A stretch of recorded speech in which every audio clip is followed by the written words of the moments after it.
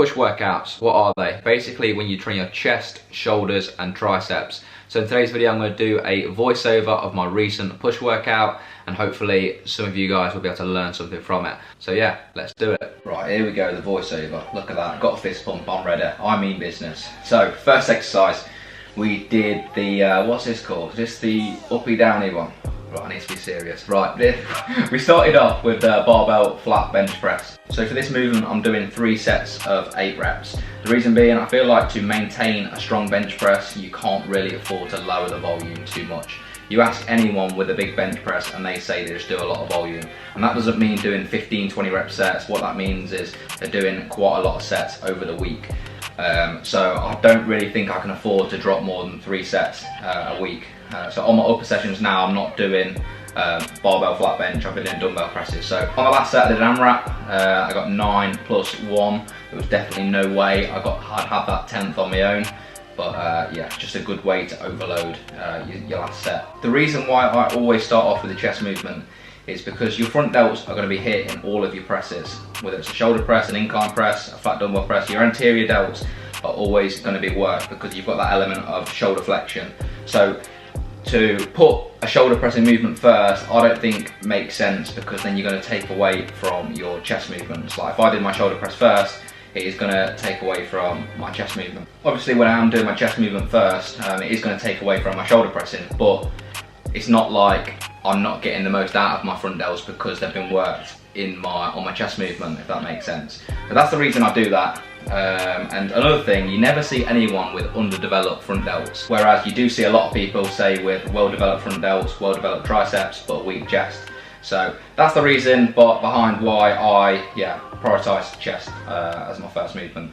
Anyway, so the second exercise was the incline dumbbell bench. So the top set of 5 to 9 with the 40s got 7, and I did a back off set with 36s and got 9. That was meant to be a 10 to 15 rep range, so I didn't quite hit that rep range, which isn't ideal. So I'll just make sure I'll get 10 on my next session.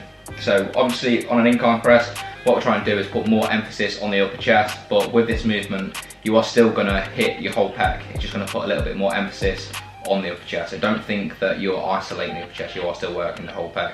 Another thing, when you're doing the incline press, try not to arch too much. If you arch too much, it's going to turn it more into a flat press. So obviously you need an arch to put yourself in a safe position when pressing, but just don't arch too much and it'll take away, your position won't be where it should be. After that, I went on to some chest flies on the machine. So on this I only do 1 set, but it is a drop set. So what I'm doing here is trying to focus on the metabolic stress component of muscle hypertrophy. So you've got 3 components, you've got mechanical tension, muscle damage and metabolic stress.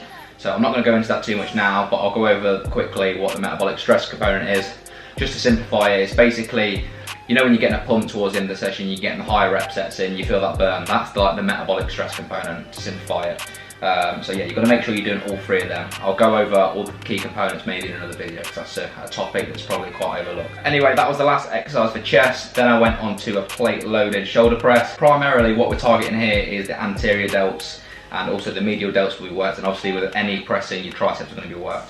So anterior delts are going to be worked because of the shoulder flexion, and your medial delts, so your side part of your shoulder, your side delts, they'll be worked because your arm is abducting when you're going through the movement. So yeah, did a top set there at 5 to 9. I don't actually know how many reps I got on that. I have to look at my logbook. And then I did a back off set of 10 to 15. Again, I can't remember what reps I got. So if you care, count the reps.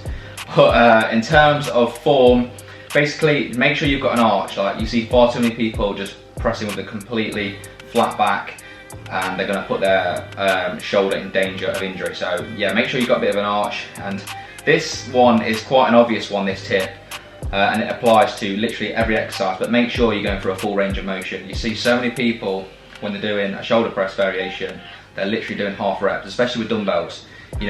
Make sure your elbows are at least getting to parallel. So you see there, I'm going a bit past parallel. Obviously don't go too far if your mobility doesn't allow you and it puts you in pain. After that, we then went on to trying to isolate the medial delt, so that side part of the shoulder. So I do prefer the cables to dumbbells, just because with dumbbells, at the bottom of the movement, there's no tension on the medial delt. There's nothing going on. Whereas the cable, you've got constant tension throughout the whole movement. So with this one, don't think about bringing the weight up, just think about getting the elbows out, because The medial delt's function is just abduction of the arm, so just think elbows out. And after that, I went on to doing some tricep push downs, so just 2 exercises on triceps on this workout. So I did tricep push downs, which is being shown here, and then I did a tricep overhead extension with the rope. So the triceps have got 3 heads. You've got the lateral head, medial head, and the long head.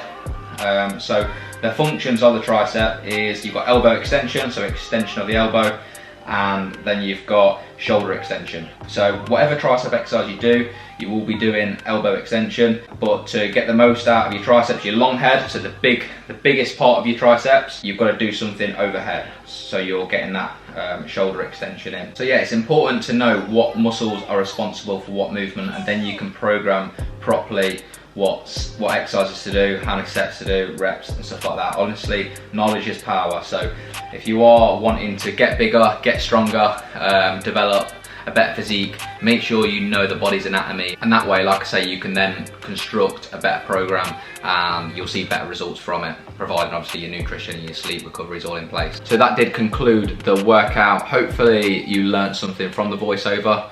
I'm not sure what you guys prefer, whether you prefer the voiceover so that you can maybe learn something from what I'm saying, or if you prefer just like the montage of clips when it's edited. So yeah, I hope you enjoyed the video. Remember to drop it a like if you enjoyed it, or if you just learned something, just give me a like. It's pretty sound if you do. Subscribe if you happen to be new, and I'll see you guys very soon.